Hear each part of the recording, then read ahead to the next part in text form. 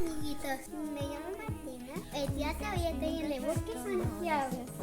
Este el mapa del parque. Miren, aquí hay dos animales muy bonitos. ¿Quieren conocerlos? ¡Vamos! En este parque hay vicuñas muy bonitas. También aquí hay una laguna. ¿Me acompañan? A verlas, vamos. En esa laguna hay muchos peces. ¡Ay, hay uno! Nos robamos una cola de cerro. En este parque hay un museo de las viviendas. Podemos ver cómo era la casa de la isla de Pascua. También hay un lindo moai.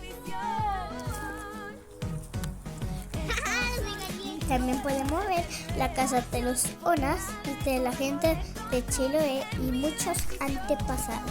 También en este parque hay un juego muy entretenido y un puente colgante. No se lo pueden perder, es muy entretenido.